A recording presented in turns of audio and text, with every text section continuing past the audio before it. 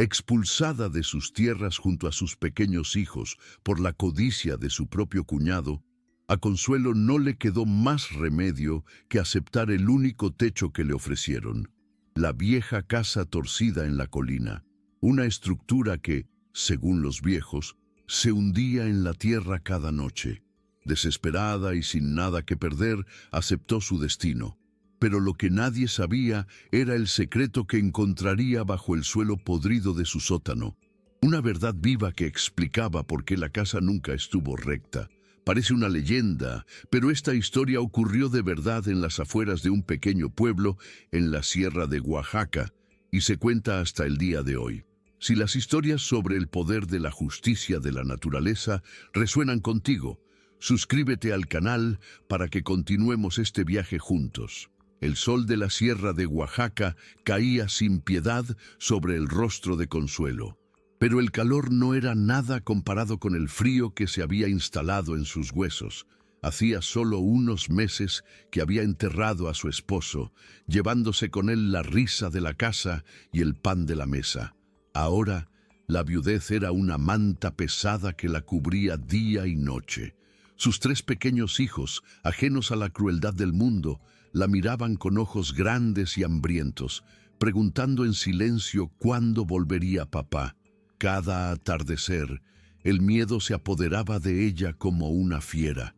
Un terror primitivo a no poder llenar sus platos, a fallarles en la única tarea que le quedaba.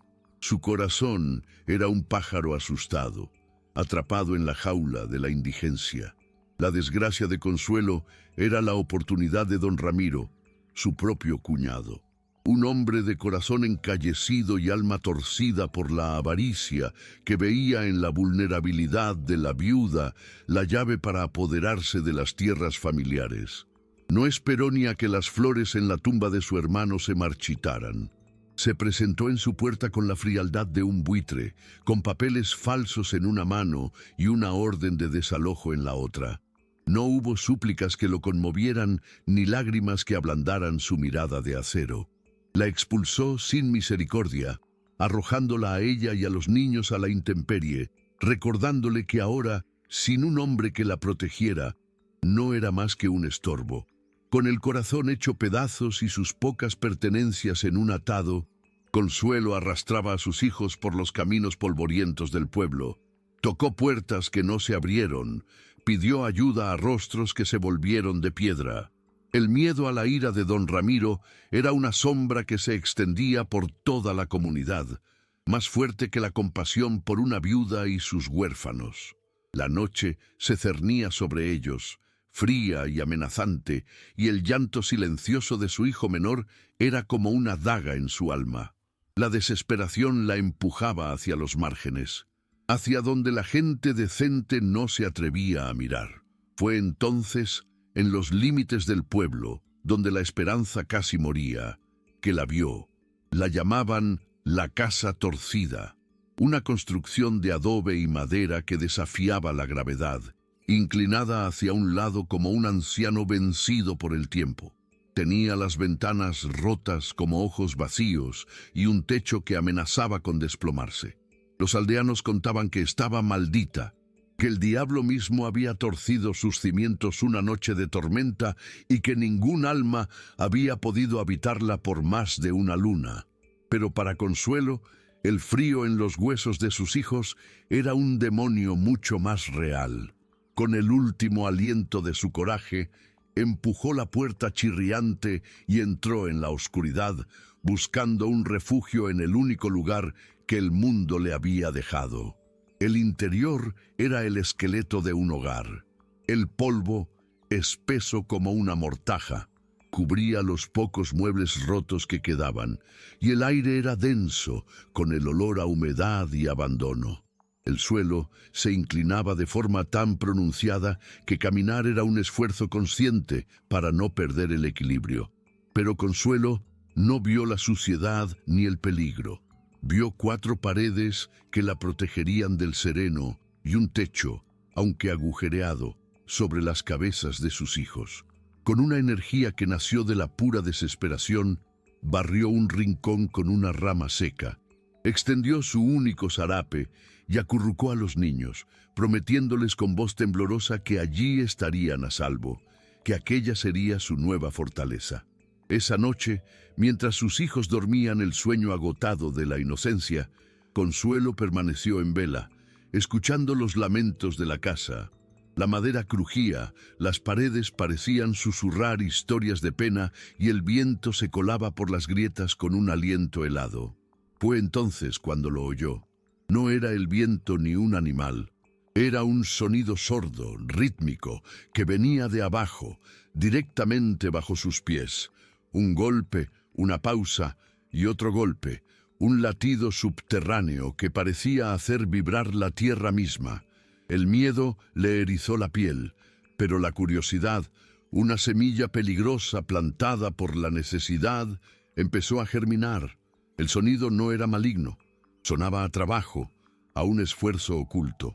Se levantó y, guiada por la vibración, sus ojos se fijaron en una vieja alfombra raída en el rincón más oscuro de la habitación. Con el corazón martilleándole en el pecho y cuidando de no despertar a sus hijos, se arrodilló junto a la alfombra. Con manos temblorosas, apartó la tela gastada, revelando lo que ocultaba. No eran las tablas del suelo, sino el contorno de una pesada trampilla de roble, con una argolla de hierro oxidado incrustada en el centro. La superstición y el miedo le gritaron que se detuviera, que dejara tranquilos a los fantasmas de la casa, pero la imagen de los rostros hambrientos de sus niños fue más fuerte que cualquier espectro. Haciendo acopio de fuerzas que no sabía que poseía, tiró de la argolla. La madera rechinó en una protesta agónica y cedió, abriendo una boca de negrura absoluta. De ella emanó un aliento frío y terroso, y el golpeteo rítmico se hizo más claro, más cercano, como el latido secreto de la tierra. A tientas, encontró el pequeño candil de aceite que era su único tesoro, y con el pulso acelerado encendió la mecha. La pequeña llama danzaba, proyectando sombras monstruosas sobre las paredes mientras descendía por unos escalones toscos y húmedos que se hundían en las entrañas de la colina. El aire se espesaba con el olor a mineral y a un esfuerzo antiguo. Al llegar al fondo, la luz del candil iluminó una escena que desafiaba toda lógica. No era un sótano, sino el comienzo de un túnel, una modesta mina excavada a mano. Y allí, de espaldas a ella, un anciano de cabellos blancos y espalda encorvada blandía un pico contra la pared de roca, su cuerpo moviéndose con la cadencia hipnótica del golpe. A la luz parpadeante, las vetas en la pared destellaban con un brillo pálido y fantasmal. El anciano, absorto en su labor, no la había oído llegar. Y Consuelo comprendió de golpe por qué la casa estaba torcida. No se estaba cayendo por vieja, la estaban socavando desde adentro. El sonido del pico al cesar fue tan abrupto que el silencio que lo siguió pareció ensordecedor. El anciano se detuvo, con la herramienta a medio levantar, y giró la cabeza lentamente, como una tortuga vieja. Sus ojos, hundidos en un rostro surcado por 1000 arrugas, se fijaron en la temblorosa luz del candil y luego en la figura que la sostenía. No había sorpresa en su mirada, sino una profunda y antigua resignación, como si la hubiera estado esperando toda la vida. Consuelo dio un paso atrás, con el instinto gritándole que huyera, pero la imagen de sus hijos durmiendo en el suelo polvoriento la ancló al lugar. Aferró el candil con más fuerza, la pequeña llama su única arma. «¿Quién es usted?», preguntó, su voz un hilo tembloroso pero firme que cortó la quietud de la mina. «¿Qué hace bajo mi casa?». El anciano bajó el pico con un suspiro que pareció arrastrar el polvo de los siglos. Apoyándose en el mango de madera como si fuera un báculo, la observó con una mezcla de curiosidad y tristeza. «Tu casa, dices», respondió con una voz rasposa, como de piedras rozándose. «Esta casa es la costra sobre una herida, niña, y yo he sido su guardián». Se presentó como Elías, el último descendiente de los constructores originales. Con un gesto de su mano huesuda hacia las paredes relucientes, reveló el secreto que había deformado la estructura sobre ellos. No era una maldición, sino una bendición oculta, una veta de plata, la misma que sus antepasados habían trabajado en secreto durante generaciones. La casa, explicó, fue construida deliberadamente sobre la entrada de la mina para protegerla. La inclinación y los crujidos no eran obra del diablo, sino de la tierra cediendo lentamente a medida que él, el último de su estirpe, seguía el rastro del mineral, extrayendo lo poco que sus viejas fuerzas le permitían para apenas sobrevivir. La historia de Elías cayó sobre Consuelo no como una maldición, sino como una revelación. El miedo en sus venas se transmutó en una feroz determinación al ver las vetas de plata. No era la codicia lo que brillaba en sus ojos, sino el reflejo del pan en la mesa, de unos zapatos nuevos para su hijo mayor, de una medicina para la tos del pequeño. Miró sus manos, encallecidas por el trabajo del campo, y luego al anciano, frágil como una rama seca. Eran dos náufragos aferrados al mismo madero. «Enséñeme», dijo, y su voz ya no temblaba. «Enséñeme a sacar el corazón de esta montaña. Mis hijos tienen hambre y yo ya no tengo miedo a los fantasmas». Elías la estudió largamente, y en el rostro de aquella mujer desesperada vio la misma tenacidad de sus ancestros. Asintió lentamente. Un pacto sellado en el silencio de la tierra, bajo la luz de una única y temblorosa llama. Así comenzó su doble vida. De día, Consuelo era la viuda desdichada de la casa torcida, una figura de lástima que barría su porche inclinado y lavaba harapos en el río, alimentando los rumores de su miseria para mantener a los curiosos a raya. Pero al caer la noche, se convertía en otra persona, descendía al sótano y bajo la tutela de Elías aprendía el lenguaje de la roca. El pico, que al principio le pareció una bestia de hierro imposible de domar, se convirtió en una extensión de sus brazos. Sus noches se llenaron del sonido rítmico del metal contra la piedra, del olor a tierra húmeda y del ardor del esfuerzo en sus músculos. Los niños, partícipes silenciosos del secreto, aprendieron a interpretar los crujidos de la casa no como lamentos de un espíritu, sino como el sonido del trabajo de su madre, un latido que les prometía un mañana. Poco a poco, con el polvo de plata pegado a la piel, Consuelo extraía no solo mineral, sino la esperanza que su cuñado le había robado. Elías, con la sabiduría ancestral de quien conoce los secretos de la tierra, le enseñó no solo a picar la roca, sino a fundir el mineral. En un crisol improvisado, oculto en lo más profundo del túnel, veían cómo la piedra gris y opaca sudaba gotas de plata líquida bajo el fuego. Eran pequeñas victorias, lingotes informes y imperfectos, que Consuelo escondía en los dobladillos de su falda para llevarlos una vez al mes al mercado del pueblo vecino, un lugar lo suficientemente grande como para que su rostro no fuera conocido y sus preguntas no fueran hechas. No compraba lujos, solo lo esencial: sacos de harina y frijoles, un trozo de carne seca, sandalias nuevas para los pies descalzos de sus hijos y, de vez en cuando, una vela extra para que Elías no tuviera que trabajar en la más absoluta oscuridad.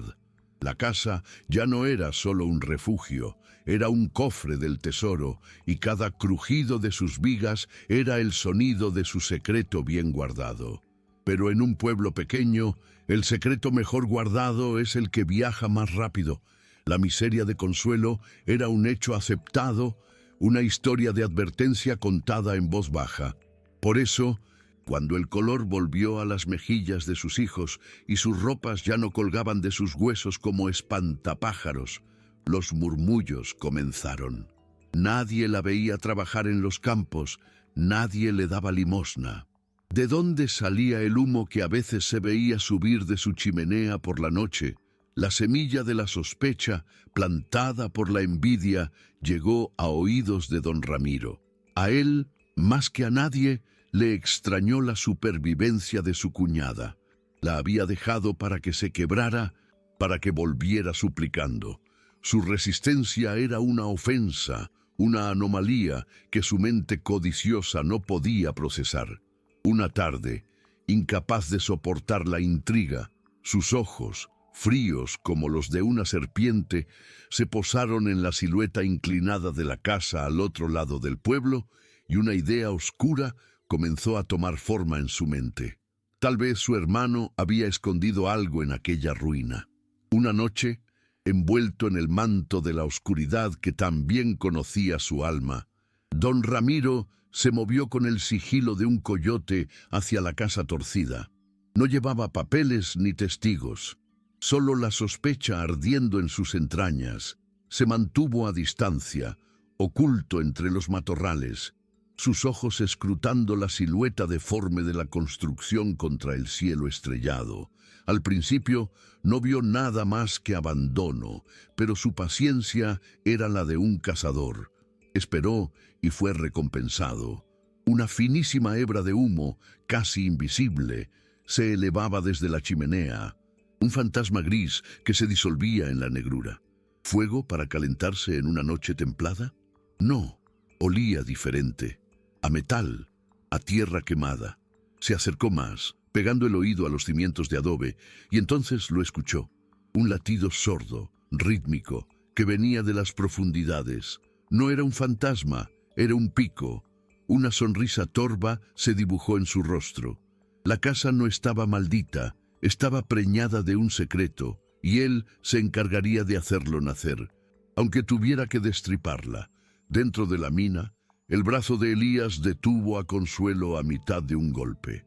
«Silencio», susurró el anciano, su voz un eco apagado en la galería. El rítmico sonido del trabajo cesó, y un silencio denso, cargado de tensión, los envolvió. No se oía nada, pero se sentía una presencia, una vibración ajena que había perturbado la paz de la tierra. Quizás fue una piedra que rodó en el exterior, o el crujido de una rama seca bajo una bota pesada. Elías levantó la vista hacia el techo de roca como si pudiera ver a través de él. «La avaricia tiene un olfato fino», dijo con una calma premonitoria, «y ha encontrado nuestro rastro y siguió». El miedo, un viejo conocido, intentó atenazar a Consuelo, pero esta vez se encontró con algo más duro.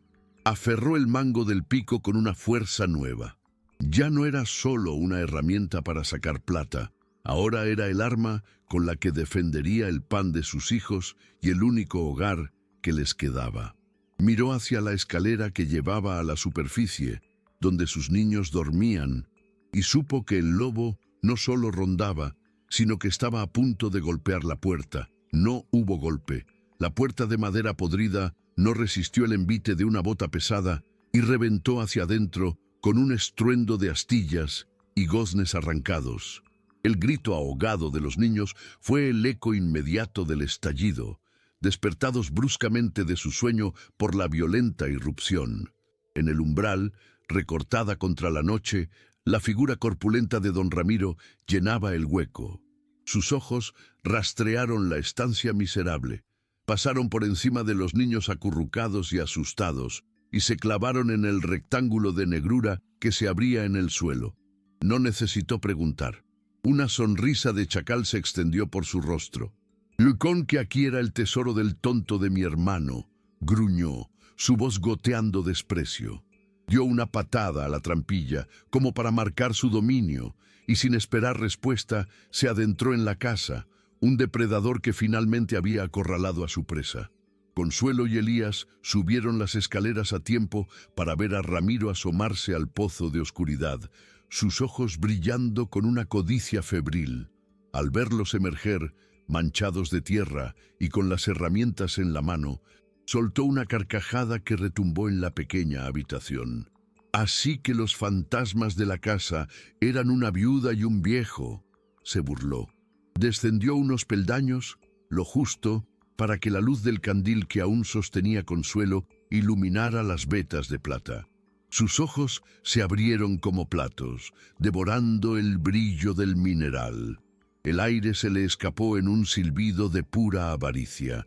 Volvió a mirar a Consuelo, pero su expresión ya no era de burla, sino de una fría y calculadora posesión. «Escúchame bien, cuñada», sentenció su voz ahora un susurro peligroso.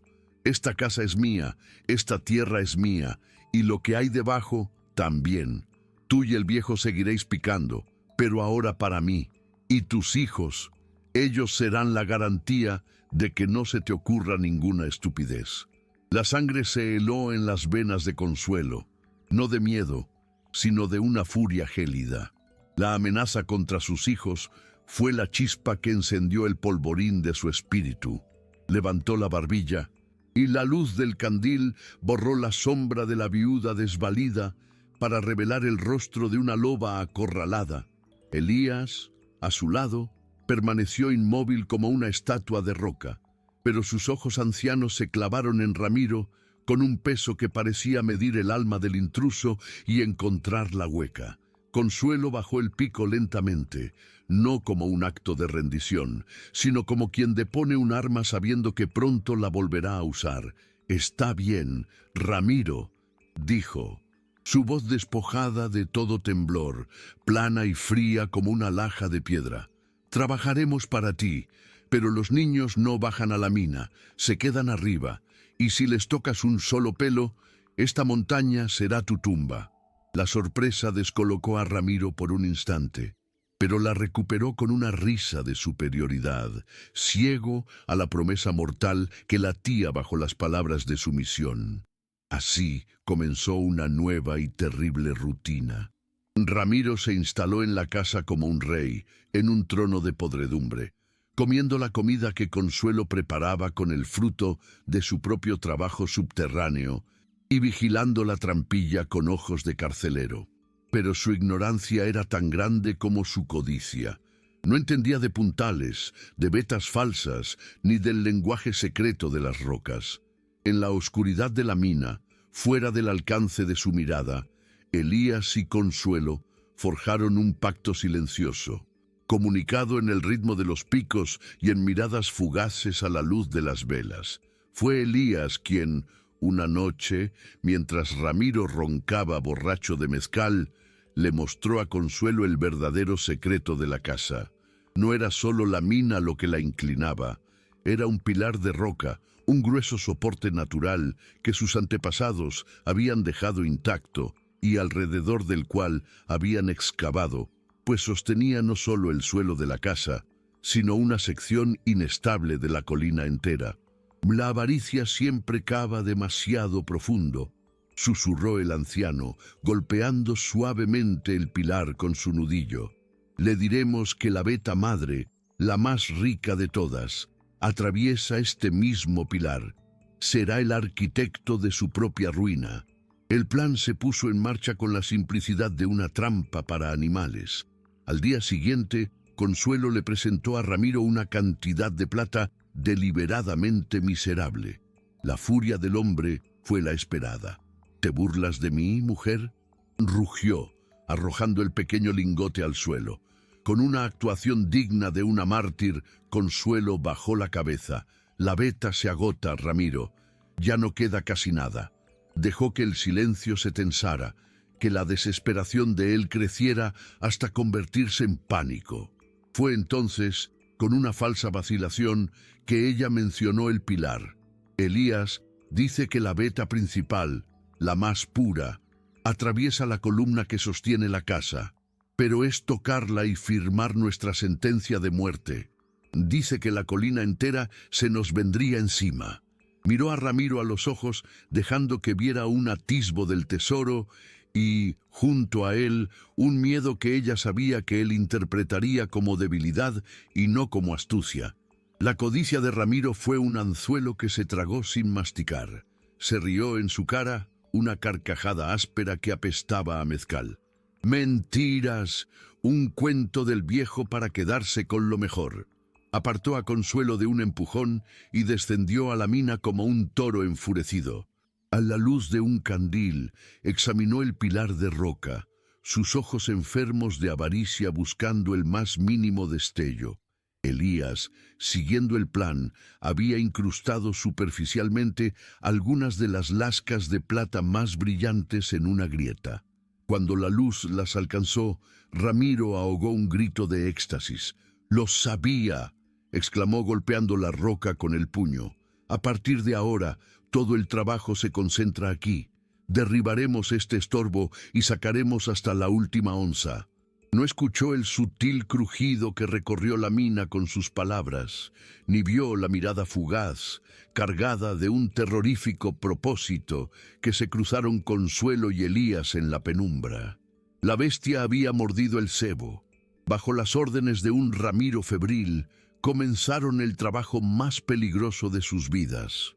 Elías, con una lentitud deliberada, señalaba puntos de la roca que sabía eran superficiales e insignificantes, mientras Ramiro, impaciente, le arrebataba el pico y golpeaba con furia ciega, enviando esquirlas de piedra que no contenían más que tierra. «Necesito sacar a los niños», dijo Consuelo con una calma gélida, su voz apenas audible sobre los golpes. «El polvo les hace daño». Ramiro, sin apartar la vista del pilar, gruñó un consentimiento distraído. Era todo lo que ella necesitaba.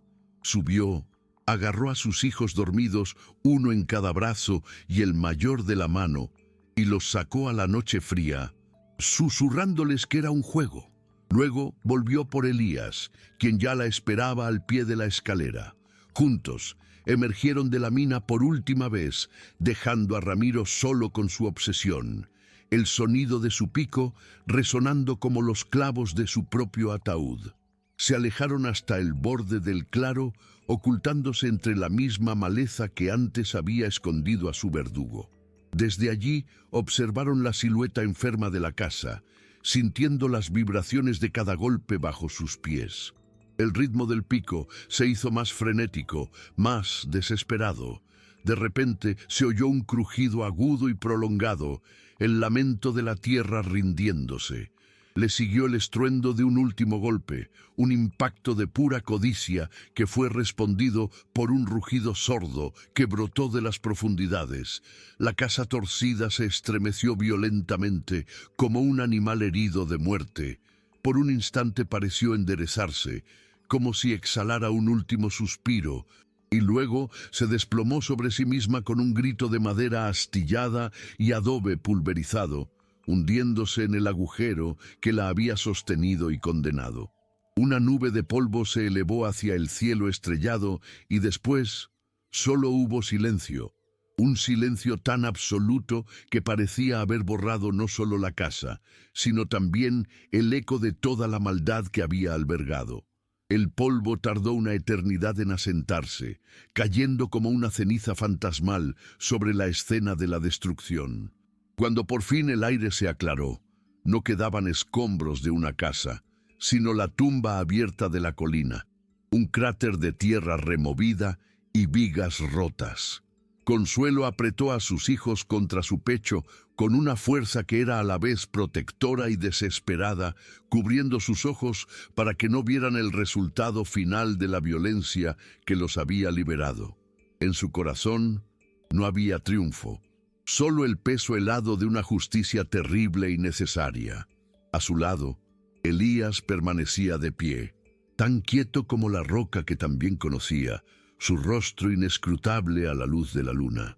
«La montaña reclama lo suyo», dijo con voz queda, y sus palabras no sonaron como una sentencia, sino como una verdad tan antigua como el mundo. Siempre lo hace. Los niños, sin entender del todo, se aferraban a ella, sintiendo el temblor que recorría el cuerpo de su madre. Un temblor que no era de frío, sino del fin de una larga y oscura pesadilla. Cuando las primeras luces del alba tiñeron el cielo de un color pálido y esperanzador, se acercaron al borde del cráter. Allí abajo, bajo toneladas de tierra y adobe, yacían don Ramiro y el secreto de plata que lo había consumido. La veta se había cerrado para siempre, pero a cambio se les había abierto el camino. Ya no eran parias escondiéndose en una casa maldita. Eran una familia forjada en el corazón de la tierra y renacida de sus cenizas. Con una lentitud solemne, Consuelo tomó a sus hijos de la mano. Elías caminaba a su lado, ya no como un guardián de tesoros, sino como el abuelo que nunca tuvieron. Dieron la espalda a la ruina y comenzaron a caminar hacia el pueblo, que despertaba perezosamente bajo el sol naciente. No llevaban plata en los bolsillos, pero cargaban con algo infinitamente más valioso: la libertad de un nuevo día. La entrada al pueblo no fue un regreso, sino una aparición. Los primeros rayos de sol los delinearon como figuras de una leyenda: la viuda, sus 3 hijos y un anciano desconocido, todos cubiertos por un fino velo de polvo, como espectros que emergían de la tierra. Las mujeres que iban al pozo se detuvieron, sus cántaros a medio levantar, y un murmullo se extendió como una serpiente entre las casas de adobe. El rumor de un temblor lejano en mitad de la noche cobró de pronto un sentido terrible. Las puertas se abrieron y los rostros se asomaron no con compasión, sino con una mezcla de miedo y curiosidad morbosa. Buscaron con la mirada la figura amenazante de don Ramiro detrás de ellos, pero solo encontraron el vacío. El silencio del pueblo era una pregunta a gritos: ¿dónde estaba el hombre al que todos temían? Fue Consuelo quien rompió el tenso silencio. Se detuvo en el centro de la incipiente multitud, sus hijos aferrados a su falda como anclas. No había rastro de la mujer quebrada que había abandonado el pueblo meses atrás. Su mirada era directa y su voz, aunque baja, resonó con la autoridad de quien ha mirado a la muerte a los ojos. La casa torcida ha reclamado su deuda, declaró, cada palabra pesada como una piedra. La avaricia de mi cuñado lo llevó a buscar un tesoro que no existía. La tierra, cansada de su peso, se lo ha tragado. No hubo más explicaciones, ni hicieron falta. En los ojos de los aldeanos, el miedo fue reemplazado por un lento y colectivo suspiro de alivio. Nadie preguntó más.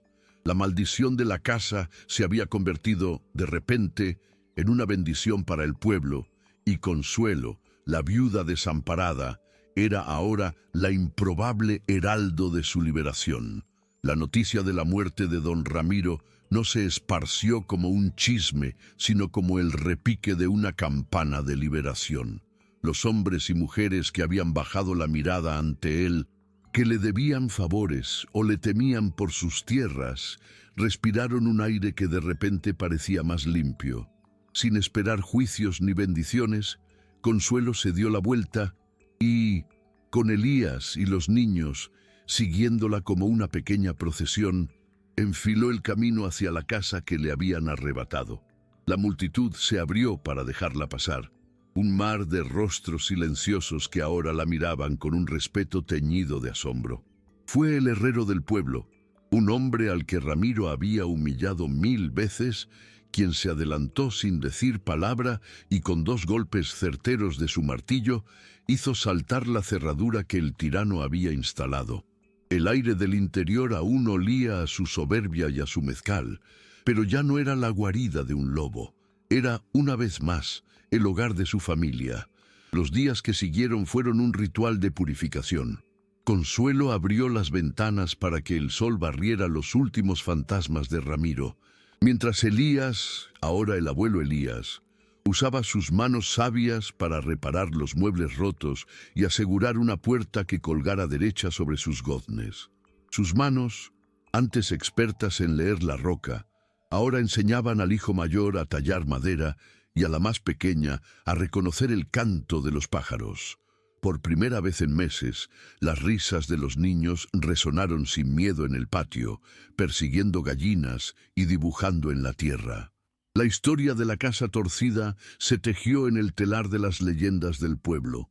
Ya no era una casa maldita, sino la tumba de la avaricia, un cuento para advertir a las generaciones futuras que la tierra tiene memoria y paciencia, pero que su justicia, cuando llega, es definitiva.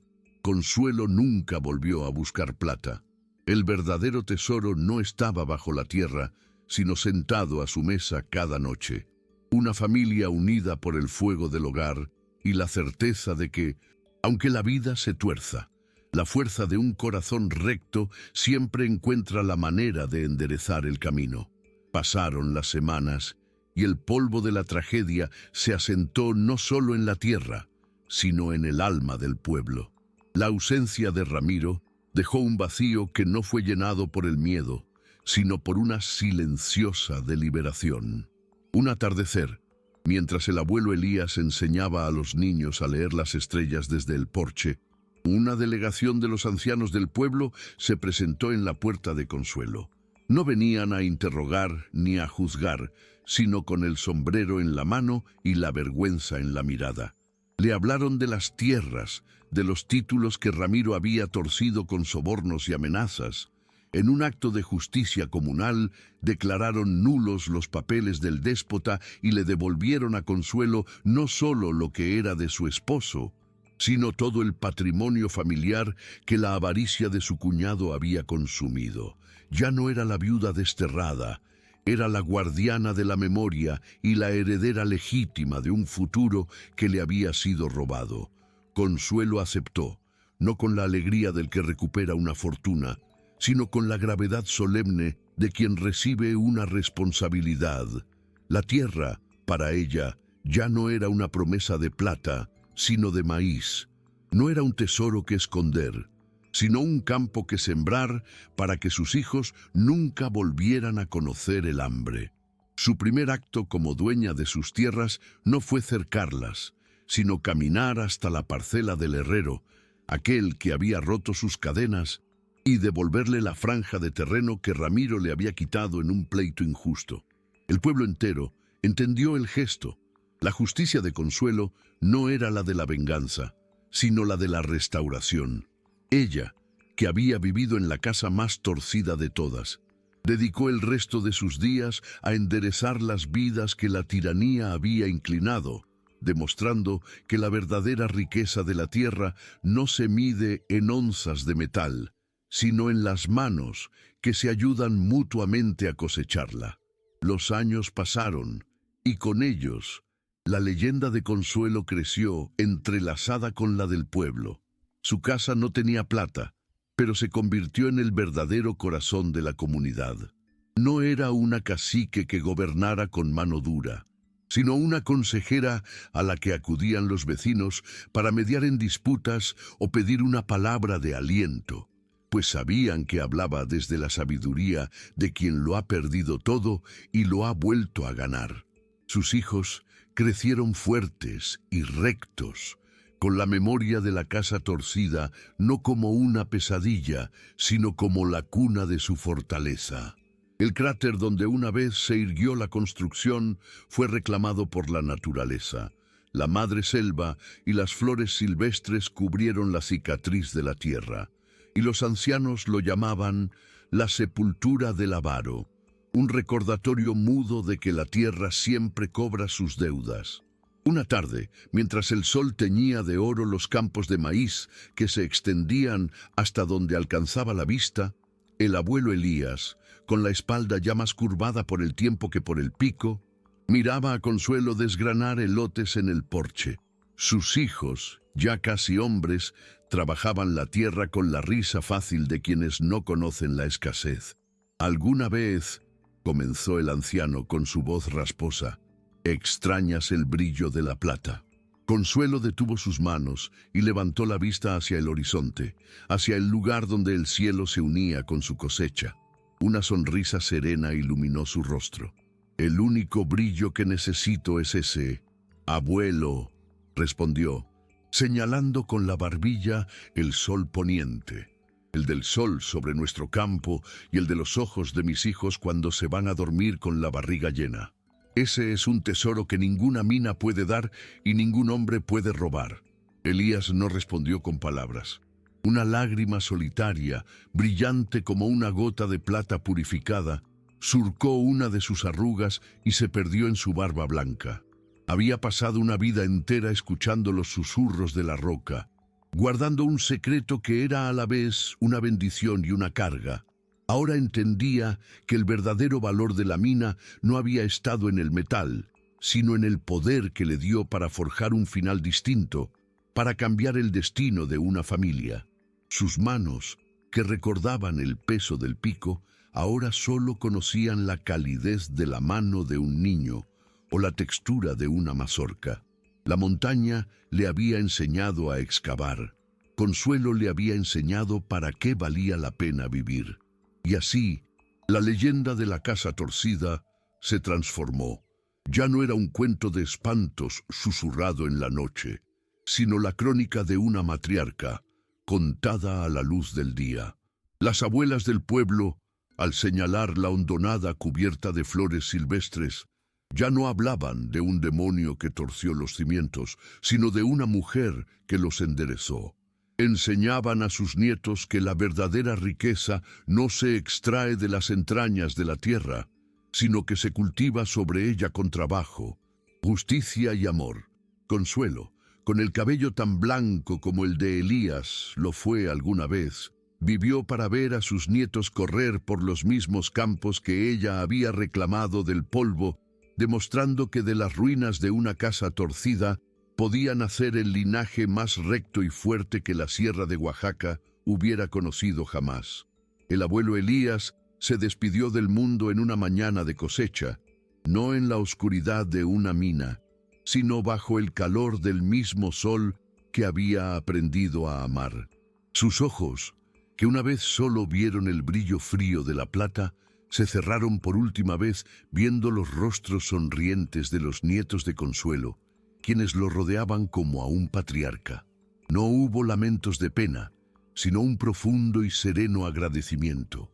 Lo enterraron en la colina, no sobre la mina sellada, sino de cara a los campos de maíz, para que su espíritu vigilara el crecimiento del verdadero tesoro.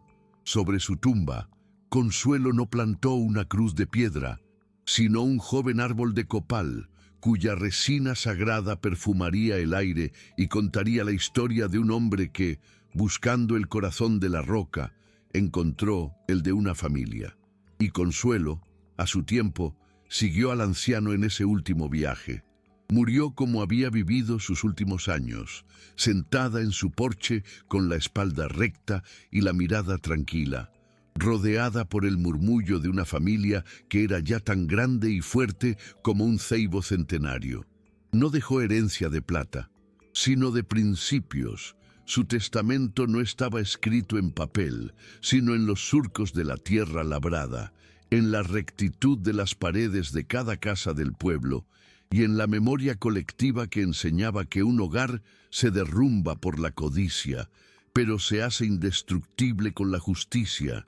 Así, la viuda que una vez se mudó a la casa más torcida de la sierra, no solo enderezó su propio destino, sino que se convirtió en el pilar que sostuvo a toda su gente, un cimiento más profundo y duradero que cualquier veta de metal precioso escondida en la oscuridad. Con el tiempo, la historia dejó de ser un recuerdo para convertirse en un río de palabras que nutría el alma del pueblo. La contaban los viejos a los jóvenes en los atardeceres, sentados en los mismos porches que Consuelo había enseñado a enderezar. Señalaban los campos fértiles y decían, «Esta es la riqueza que no se esconde bajo la tierra». Señalaban la hondonada cubierta de flores, la sepultura del avaro, y advertían, «Y esa es la tumba que la tierra reserva para los corazones torcidos». El nombre de Consuelo se convirtió en sinónimo de fortaleza, una palabra que las madres susurraban a sus hijas para infundirles coraje, y el árbol de copal sobre la tumba de Elías era un lugar sagrado, donde los nuevos matrimonios iban a pedir la bendición de un hogar tan sólido como la amistad que allí descansaba. Y el mensaje que florecía de entre las ruinas era simple y profundo como la tierra misma, que la verdadera rectitud no está en las paredes de una casa, sino en el espíritu de quien la habita. Enseñaban que la desesperación puede ser el pico más afilado para cavar un nuevo destino, y que la comunidad es el único pilar que jamás se derrumbará. Así, cada vez que un niño del pueblo aprendía a trazar un surco recto en el campo para plantar una semilla de maíz, estaba, sin saberlo, honrando la memoria de la viuda, porque ella no solo les había dejado tierras y un cuento, sino una lección imborrable, que el trabajo más importante es enderezar el mundo, un corazón a la vez, hasta que no quede rincón torcido donde pueda anidar la miseria. Un siglo después, cuando ni los nietos de los nietos recordaban ya el rostro de Consuelo, la leyenda se había convertido en un rito de paso. Cada año, al llegar a la mayoría de edad, los jóvenes del pueblo realizaban un peregrinaje. Primero descendían a la hondonada, a la sepultura del avaro, donde el silencio era denso y las flores silvestres crecían con una belleza casi desafiante sobre la cicatriz de la tierra. Allí, los ancianos no contaban la historia con palabras, sino que dejaban que la tierra hablara, que el vacío susurrara sobre la locura de la codicia. Era una lección de lo que no se debe ser, una advertencia de que todo corazón torcido acaba por derrumbar su propio mundo. Después del descenso, venía el ascenso. Subían por la colina hasta el gran árbol de copal que custodiaba la tumba de Elías. Allí, bajo la sombra de sus ramas perfumadas y con la vista de los campos fértiles extendiéndose como una promesa, los jóvenes recibían su segunda lección. Escuchaban que la verdadera fuerza no consiste en tomar, sino en construir, que la comunidad es el único tesoro que crece cuanto más se comparte. Rompían una mazorca de maíz, compartiendo sus granos, y quemaban una gota de resina de copal, cuyo humo se elevaba recto hacia el cielo. Era el juramento silencioso de mantener el camino derecho, de ser un pilar para los demás, tal como la viuda y el minero lo habían sido el uno para el otro.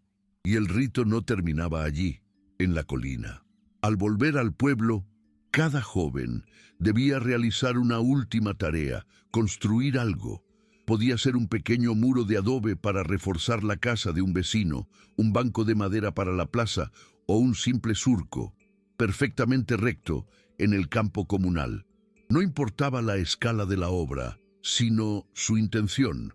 Con sus propias manos demostraban haber entendido la lección más profunda, que la prosperidad no nace de un golpe de suerte ni de un tesoro encontrado, sino del esfuerzo constante de edificar, de enderezar y de contribuir al cimiento común, día a día, piedra a piedra. Así, la memoria de Consuelo se hizo arquitectura y agricultura, un pacto visible entre la gente y su tierra. La casa torcida había desaparecido, pero su fantasma sirvió para enseñar a toda una estirpe a construir con rectitud. Y en el corazón de cada habitante, en la forma en que se miraban a los ojos, en la honestidad con que compartían el pan y en la solidez con que levantaban sus hogares, pervivía el eco de aquel pico que, en la noche más oscura, no había cavado en busca de plata, sino que había demolido una tiranía para cimentar una comunidad. Y la leyenda misma fue puesta a prueba. Pasaron generaciones, y el mundo de fuera, con sus caminos de asfalto y sus cables que prometían luz eléctrica, empezó a llamar a las puertas del pueblo. No llegó en la forma de un tirano con papeles falsos, sino en la de hombres de camisas planchadas y sonrisas afiladas, con mapas geológicos que mostraban lo que la leyenda solo susurraba. Bajo la colina y más allá se extendía una inmensa y profunda veta de plata, un tesoro que el pico de un solo anciano jamás podría haber soñado. Ofrecieron al pueblo una fortuna que haría palidecer las cosechas de maíz, una escuela nueva, un centro de salud, dinero en cada bolsillo a cambio del derecho a perforar, a dinamitar, a extraer la riqueza que dormía bajo sus pies. La vieja tentación, vestida ahora con el traje del progreso, había regresado para ver si el corazón del pueblo seguía siendo recto. La comunidad se reunió, no en un salón de actos, sino al pie del gran árbol de copal, como si necesitaran la bendición de sus ancestros para tomar la decisión correcta. Los jóvenes, cuyos oídos estaban más atentos a las promesas del mundo moderno, hablaron de oportunidad y de salir de la pobreza. Pero entonces se levantó la matriarca más anciana, una mujer cuyos ojos habían visto casi un siglo de cosechas y cuya abuela se había sentado en las rodillas de Consuelo. No levantó la voz, simplemente señaló con su mano arrugada hacia la hondonada Florida. Nos ofrecen construir una escuela, pero primero nos piden permiso para cavar una tumba mucho más grande que aquella dijo, su voz serena cortando el aire. Prometen enderezar nuestras finanzas, pero nos entregan un contrato tan torcido que hará que toda nuestra comunidad se derrumbe sobre sí misma. Nuestros abuelos aprendieron que el verdadero tesoro no se saca de la tierra, se cultiva sobre ella. No venderemos el maíz que nos da de comer por la plata que solo alimenta la codicia. Las palabras de la anciana no fueron un trueno, sino el caer de una semilla en tierra fértil. El silencio que siguió fue más elocuente que cualquier debate. Los ojos de los jóvenes, que momentos antes brillaban con la promesa de dinero fácil, se desviaron de los rostros de los ingenieros y viajaron como por una orden invisible hacia la hondonada Florida. Vieron la cicatriz, la tumba de un solo hombre, y luego alzaron la vista hacia los campos interminables de maíz, el sustento de generaciones. En ese instante, la oferta de la compañía dejó de ser progreso y se reveló como la misma canción de sirena que había llevado a Ramiro a su ruina. No hubo votación. Un murmullo recorrió la multitud. Un onoceno que nació en los corazones antes de llegar a los labios, una certeza compartida tan sólida e inamovible como el pilar que una vez sostuvo la casa torcida. Una delegación se acercó a los hombres de camisas planchadas, que esperaban con la impaciencia de quienes creen que todo tiene un precio. No fue la anciana quien habló, sino uno de los jóvenes que más había defendido la oferta. Se quitó el sombrero y, con una dignidad recién encontrada, no les dio una negativa, sino un regalo. Les contó la historia completa de Consuelo, de Elías y de la casa que se enderezó al caer. Nuestra riqueza, concluyó, no está en lo que se puede sacar de esta tierra, sino en esta misma historia que nos impide venderla. Pueden llevarse sus mapas, pero nosotros nos quedamos con nuestra memoria. Los hombres de la compañía se miraron, intercambiando sonrisas condescendientes ante lo que consideraban un cuento de campesinos ignorantes. Se marcharon sin entender que habían sido derrotados no por un argumento, sino por una leyenda, y que no hay maquinaria en el mundo capaz de perforar un cimiento hecho de memoria y rectitud. La partida de los hombres de la compañía no fue seguida de vítores ni fiestas. Fue un silencio profundo el que se apoderó de la asamblea bajo el copal, un silencio lleno de peso y significado. Se miraron unos a otros, no como vecinos, sino como herederos de una misma fortaleza. El joven que había hablado en su nombre sintió el peso de generaciones sobre sus hombros, pero no era una carga, sino un anclaje. En ese atardecer, mientras las sombras se alargaban desde la hondonada Florida hasta los campos de maíz, el pueblo no solo había rechazado una oferta, había elegido su alma, reafirmando un pacto no escrito con la tierra y con la memoria de la viuda que les enseñó a construir recto sobre cimientos de dignidad. Y así, la vida siguió su curso, marcada por la topografía de su propia leyenda. El surco recto en el campo de maíz era una respuesta directa al hueco torcido de la colina. El aroma a copal en los días de fiesta era un juramento de rectitud. Los niños jugaban en la plaza y, al preguntar por qué su pueblo era diferente a otros, no recibían un mapa de riquezas, sino el relato de una casa que se derrumbó para enseñarles a mantenerse en pie. La casa torcida ya no existía, pero su lección se había convertido en el cimiento invisible sobre el que se levantaba cada hogar, demostrando cosecha tras cosecha que la única manera de construir un futuro que no se derrumbe es enderezando el presente, con la memoria como argamasa y la justicia como plomada. El tiempo, que todo lo devuelve a la tierra, a veces también sabe desenterrar secretos no para reabrirlos, sino para sellarlos con una nueva comprensión. Décadas después, tras una temporada de lluvias torrenciales que removieron la tierra de la colina, una niña, tataranieta de Consuelo, jugaba cerca del copal. El agua había dejado al descubierto la punta de un objeto metálico.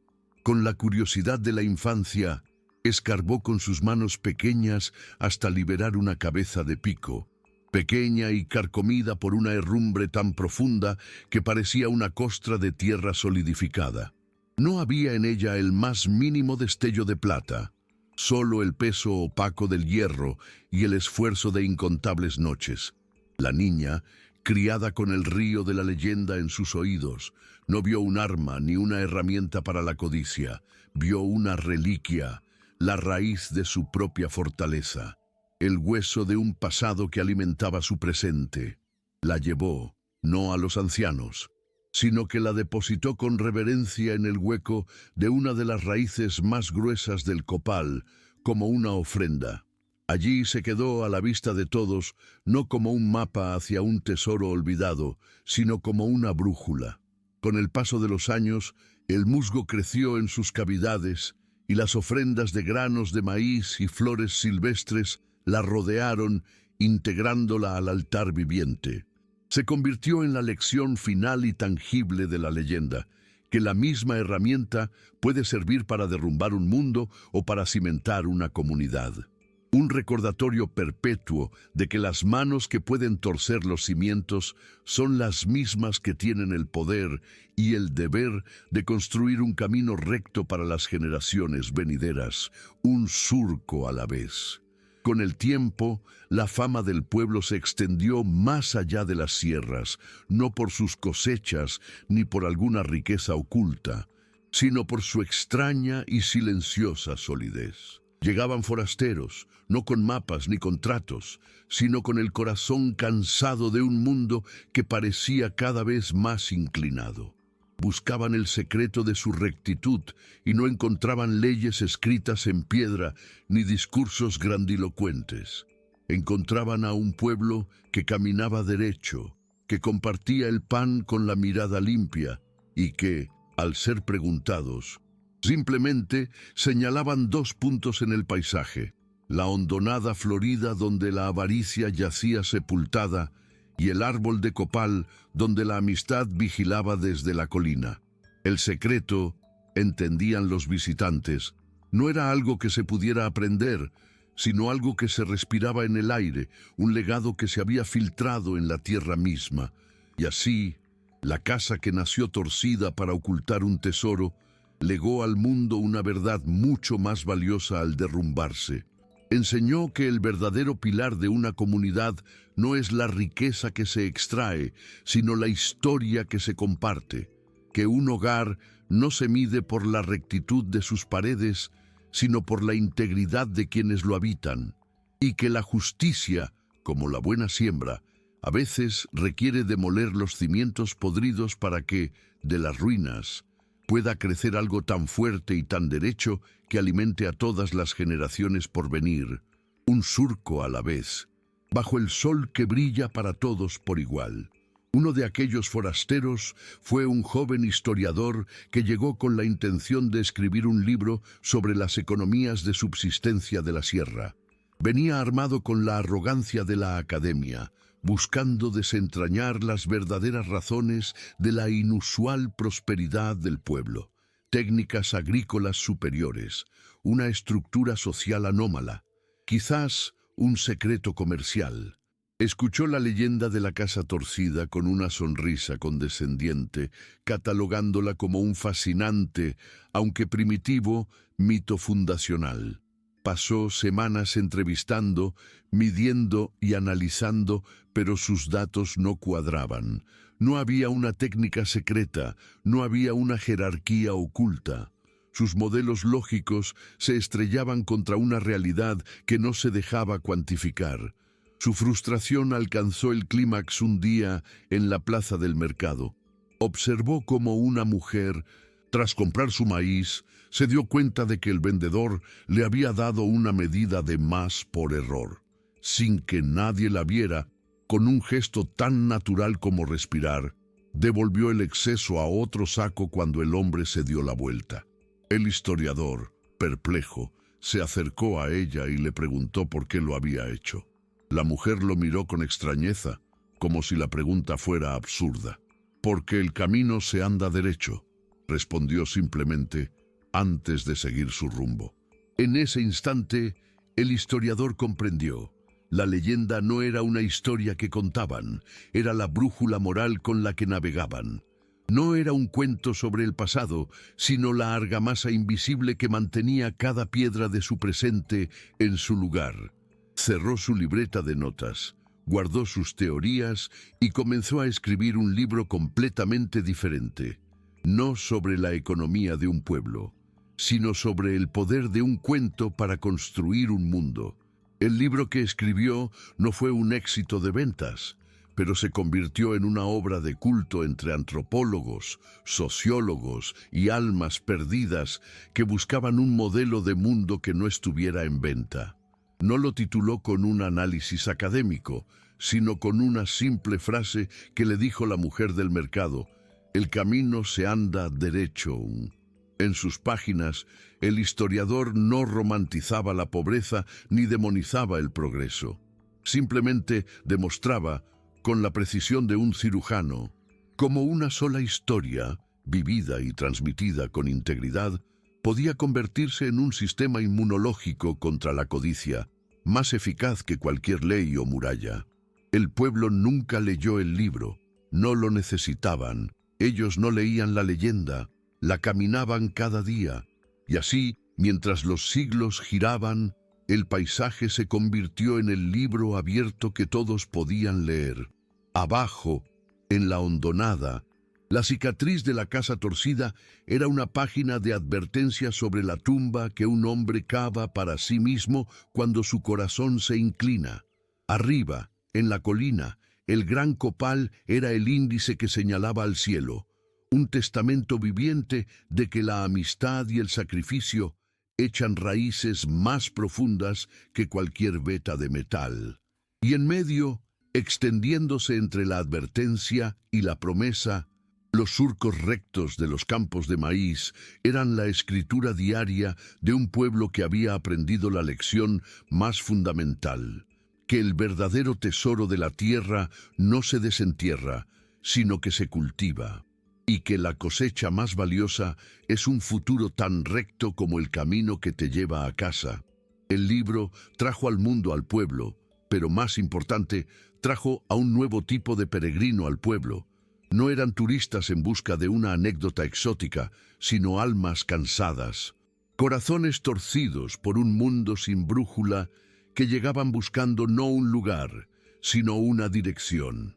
No venían a tomar fotografías, sino a sentarse en silencio bajo el copal, a caminar el sendero entre la advertencia y la promesa.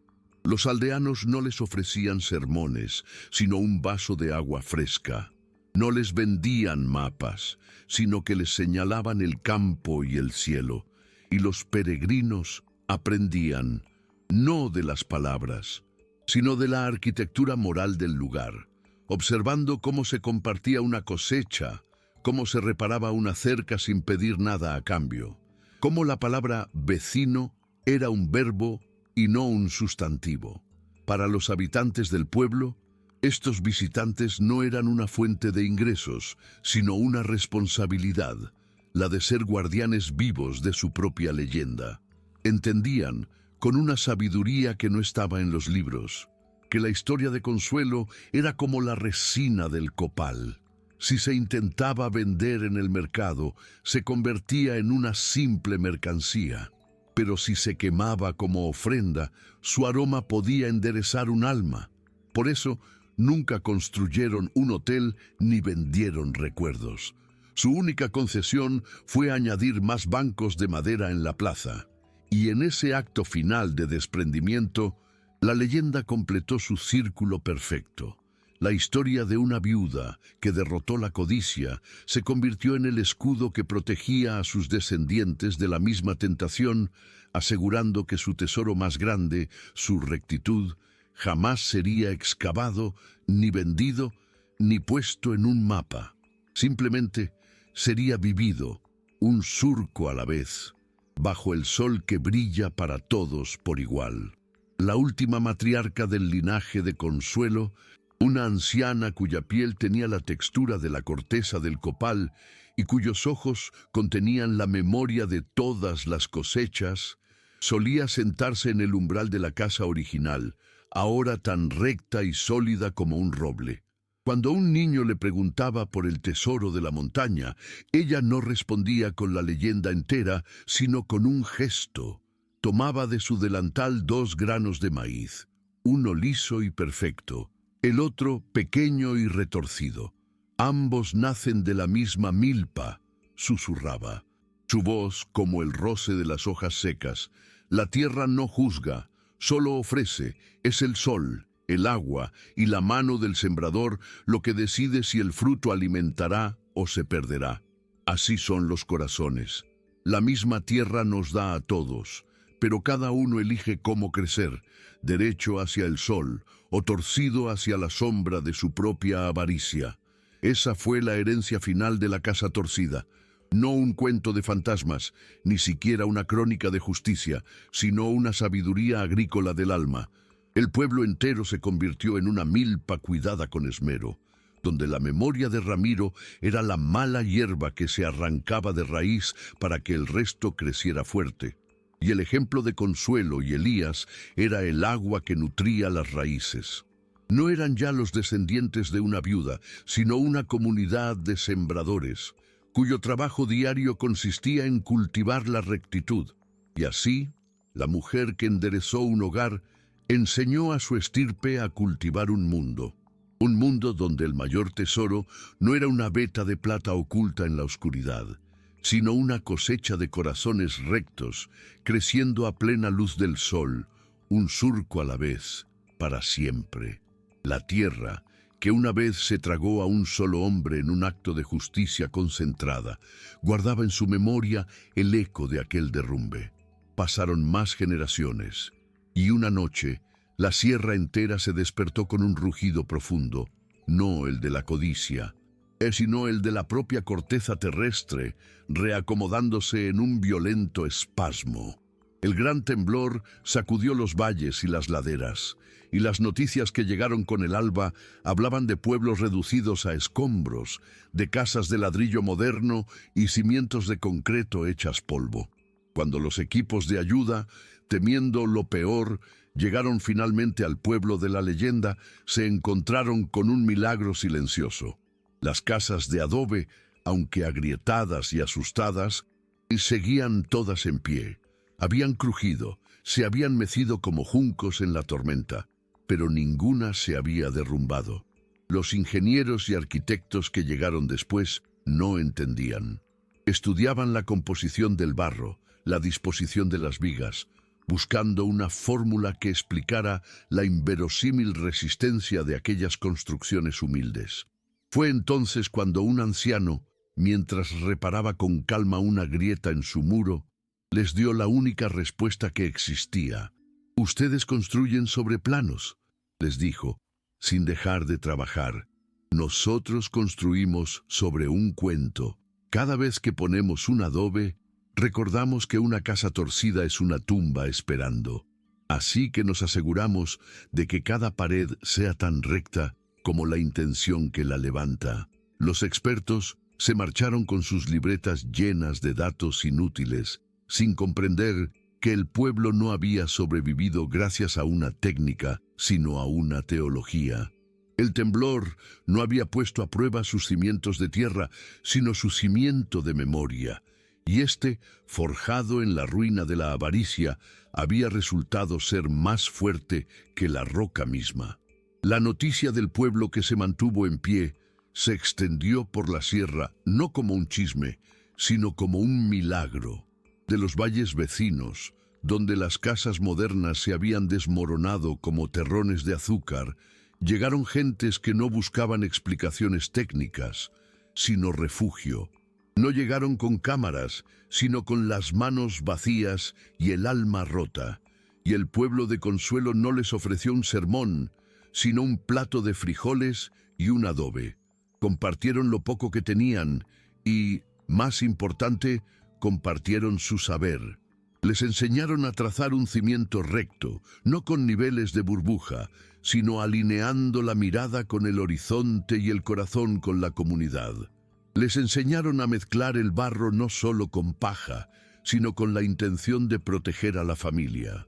Así, la lección de la casa torcida se desbordó más allá de sus fronteras, no como un cuento, sino como un manual de reconstrucción para un mundo que había olvidado que la verdadera solidez de un muro reside en la honestidad de la mano que lo levanta.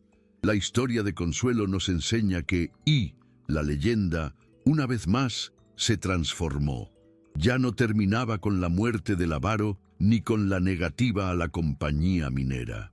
Su clímax ahora era el rugido de la tierra y el silencio que le siguió. El silencio de un pueblo intacto en medio de la desolación. La rectitud ya no era solo una virtud moral, sino una ley física tan real como la gravedad. El rito de paso de los jóvenes adquirió una solemnidad casi sagrada. Al colocar su primer adobe en el muro comunal, sabían que no estaban simplemente cumpliendo una tradición, sino forjando un eslabón en una cadena de supervivencia que había demostrado ser más fuerte que la furia de la tierra. La casa que se cayó para enseñar a construir, ahora sostenía a toda la sierra sobre el cimiento invisible de su memoria, probando que la herencia más duradera no es la que se desentierra, sino la que se edifica, recta y verdadera, para que las generaciones futuras tengan siempre un lugar seguro donde volver a casa. Si este mensaje tocó tu corazón, suscríbete y comparte para que más personas descubran el verdadero valor de la justicia de la naturaleza.